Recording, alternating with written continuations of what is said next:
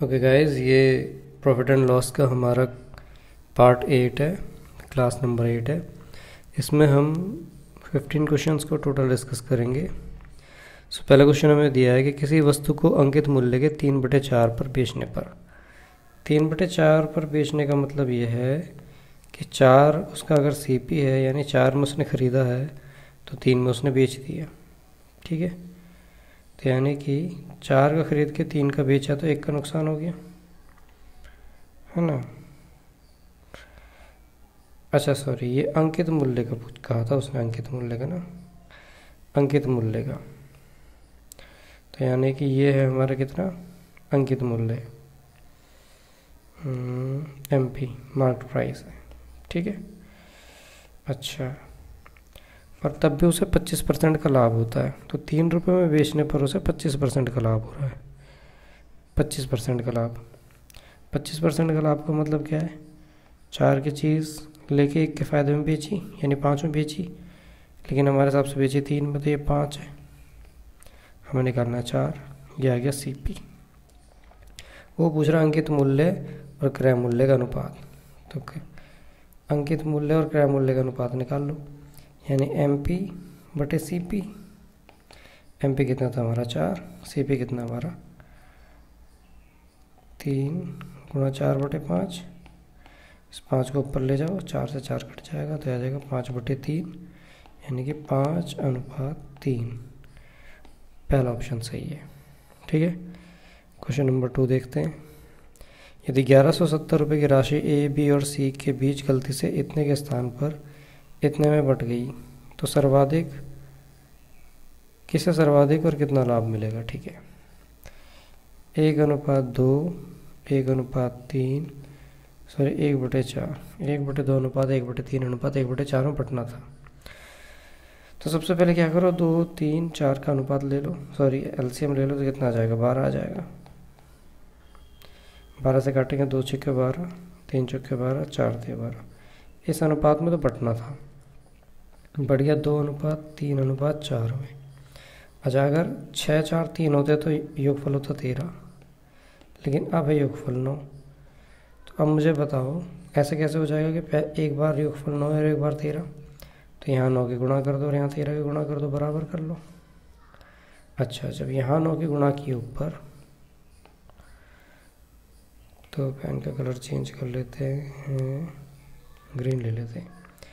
तो 9 से गुणा करेंगे, 6 9 54, 9 चौक 36, 9 3 27, नीचे 13 गुणा करेंगे, 13 दूनी 26, 13 3 39, 13 चौके 52। वो पूछ रहा है कि किसे सर्वाधिक और कितना लाभ मिलेगा। इसे तो पहले वाले का तो नुकसान हो गया, लाभ हो रहा है इसको 36 पे 39 मिले, इसको 27 पे 52, तो C को ज़्यादा मिल रहा है। ठीक है, तो इसमें ऑप्शन 2 ही सही है। बाकी हम देख लेते हैं फिर भी कि कितना लाभ हो रहा है। तो ज़रा देखो, 13 निम्मा कितने होते हैं? 117, तो टोटल 117 है। ठीक है, टोटल 117 है हमारे हिसाब से, जबकि उसने कितना दे रखा है? 1170, सॉरी 117 था, तो 0 बढ़ी हुई है, तो यानी कि 0 बढ़ा लो सब में। इसे ब्लैक ले लेते हैं पेन को, तो सब में 0 लगा लो। तो भाई इसको तो नुकसान हो गया 280 रुपये का, इसको 30 का फ़ायदा हुआ और इसको फ़ायदा हुआ है कितने का? 520 में से 270 घटाओगे तो देखोगे 250 रुपये का फ़ायदा हो गया। ठीक, सो ऑप्शन 2 हमारा सही है। C को फ़ायदा हुआ है, A, B, C था, सबसे ज़्यादा फ़ायदा C को हुआ है और 250 रुपये का हुआ है। क्वेश्चन नंबर 3, 2 घड़ियों की लागत 16:23 के अनुपात में है, यानी CP जो है एक का 16 है तो दूसरे का 23 है। पहले की लागत 10% बढ़ जाती है, X मान लेते हैं, ठीक है, और दूसरे के 470 रुपये बढ़ जाती है। अब दोनों की लागत का अनुपात इतना है, तो अगर 10% बढ़ जाएगी तो 11/10 हो जाएगा ये। वहीं दूसरी तरफ 23x में अगर 477 जोड़ देंगे तो 11/20 हो जाएगा। तो भाई 0 से 0 काटो, यहाँ 11 से 11 काट लो। इधर इस 2 की यहाँ गुणा हो जाएगी, 16 दूनी 32x। इसको इधर ले जाओ, 23x प्लस 477। अब 23 जब राइट हैंड साइड में जाएगा तो 32 में से 23 जाएंगे, 9x बचेंगे। यहाँ बच गया 477। x से काट लो, 9 × 5 = 45, 9 × 3 = 27। क्या पूछा उसने? दूसरी घड़ी की प्रारंभिक लागत। दूसरी घड़ी की प्रारंभिक लागत थी 23x, है ना, 23x थी। तो 23 की x यानी 53 में गुणा कर लो। तो 3 3 9 वाला वैसे तो एक ही ऑप्शन है, इनकी गुणा करके आ जाएगा 1219 रुपये। ठीक, आगे चलते हैं। यदि मोबाइल फ़ोन P की दर से भेजा जाए, यानी रुपये P में भेजा जाए, तो 12% का लाभ होता है। यानी P में बेचने पर 12% का लाभ हो रहा है। 12% मतलब 3/25, यानी कि P जो है 3 के प्रॉफिट के बाद 28 रुपये है। तो 28 दे रखा है, 25 निकालना है। और यदि Q पर बेचा जाए तो 4% की हानि होती है। Q पर बेचा जाए तो 4% की हानि होती है। तो 4% कितना होता है? 1/25। तो यानी कि 24 में बेचा जाएगा। तो Q जो है 24 है और हमें निकालना है 25। ठीक है,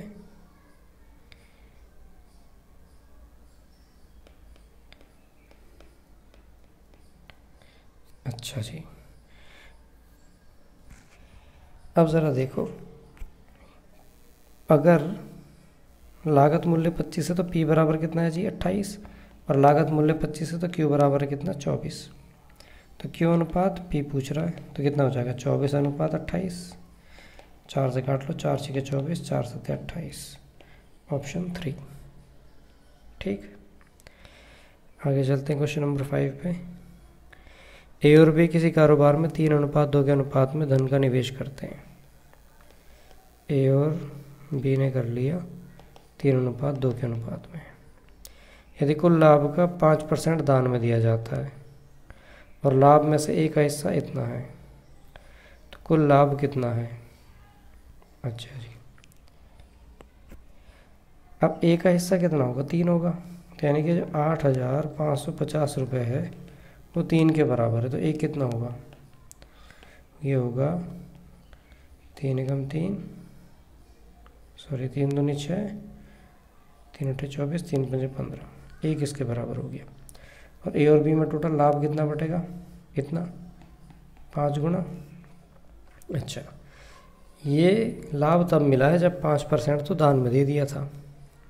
5% का मतलब होता है 1/20, यानी 19 ही बचा है, एक तो दे दिया था। तो ये जो हिस्सा है, ये जो हिस्सा निकला है ये 19 है और हमें निकालना है 20 कुल लाभ। तो 19 दिया है, भाग करो, 20 निकालना, गुणा करो। तो देखें ज़रा, 19 से कम 19, 19 पंजे 95, 0। तो ये हो गया 5 दूनी 20 पंजे 100, 15,000 रुपये। कुल लाभ कितना था? 15,000 रुपये था। ठीक है भाई, उसने ए दे रखा 3, बी दे रखा 2, टोटल तो 5 है। अब 3 का कितना दे रखा उसने? 8,550, यानी ये 3 8,550 के बराबर। तो ए कितना हो गया? तो टोटल लाभ तो इसका 5 गुना होगा ना। और ये दे रखा है हमें 5% दान में देने के बाद। दान में देने के बाद तो इसमें इनमें बटा होगा लाभ। तो यानी कि 19 से हमें 20 निकालना है, सॉल्व करोगे 15,000। ठीक, चलिए नेक्स्ट क्वेश्चन पे, क्वेश्चन नंबर 6।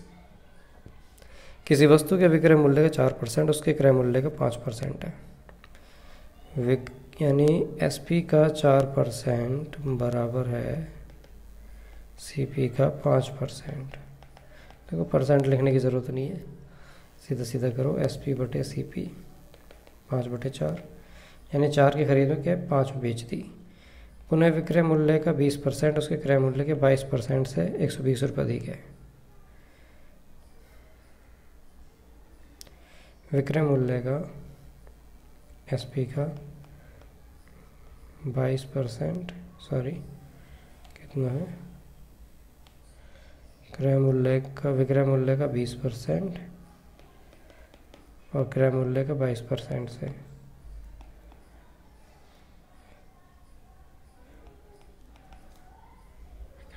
विक्रय मूल्य का 20% से कितना अधिक है, 120 अधिक है।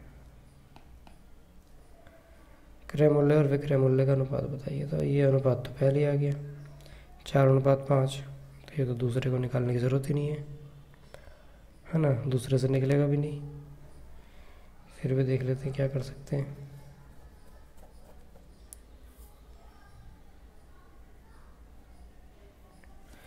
अच्छा, ये पूछता कि भाई क्या इसका मान कितना है, तो शायद निकल जाता, पर 4:5 आंसर है।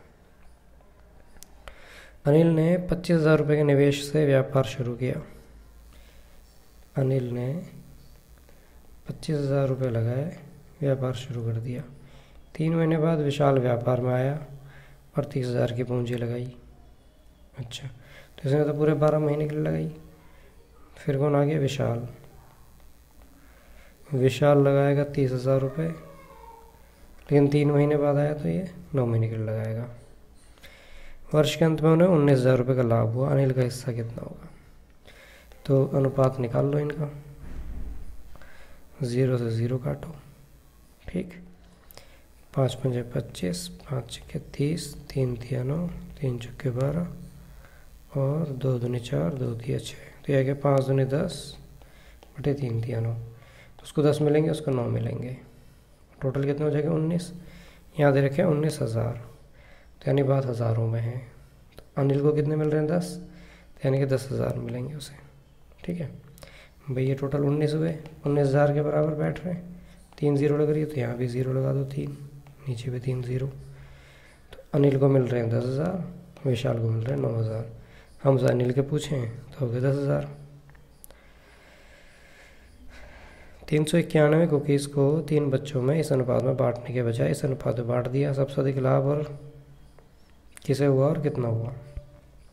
अच्छा जी, 1/5 अनुपात 1/4 अनुपात 1/8 होना था। एलसीएम ले लो, कितना आ जाएगा 40। 40 से गुणा करो, 5 8 40, 4 दाम 40, 8 5 40। इस अनुपात में बढ़ना था। 18 5 23। अच्छा,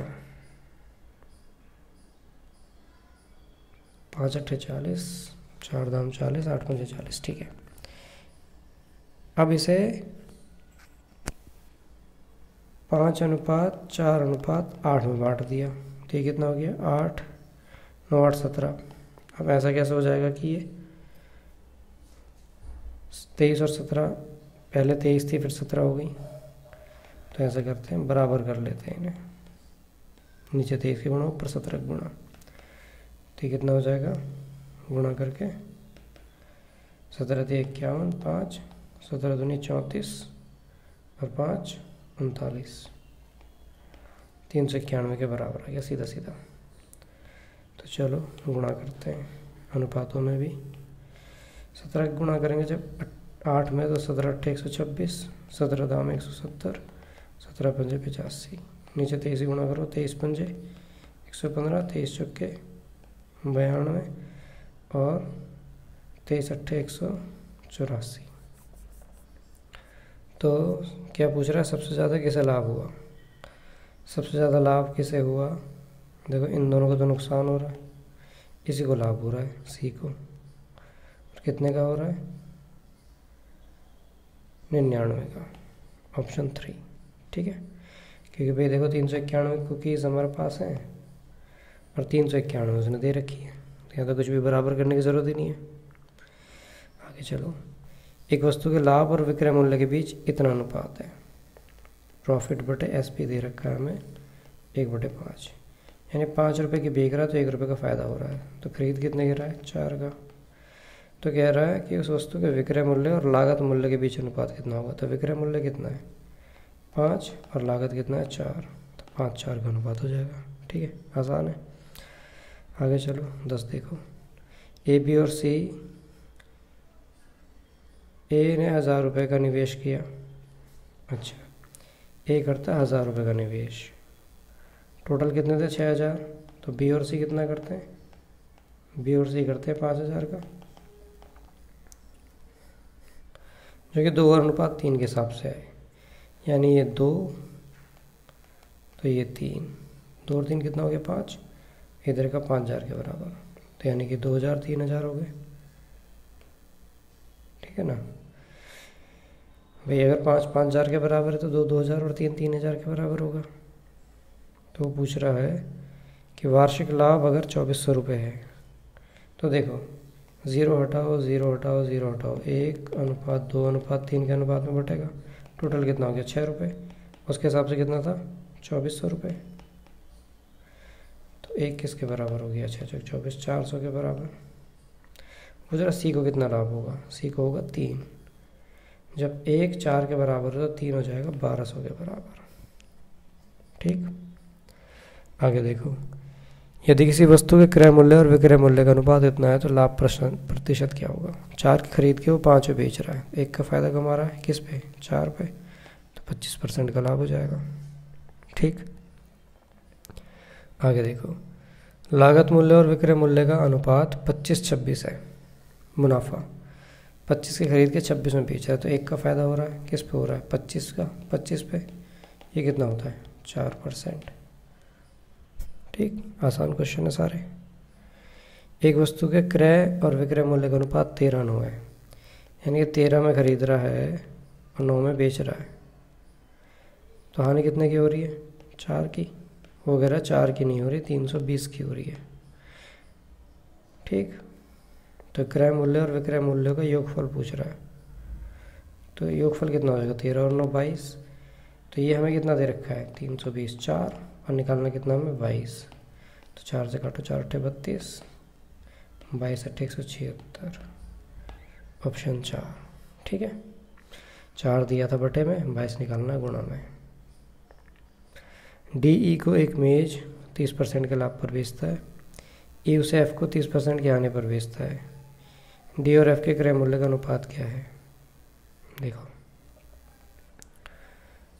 डी ने क्या किया 100 रुपये की खरीदी, ई को 30% के लाभ पर बेच दी, इतने में बेच दी 130 में, ई उसे एफ को 30% की हानि पर बेच देता है, तो एफ ने खरीदी ये 70% में, यानी 70/100 में, 1391।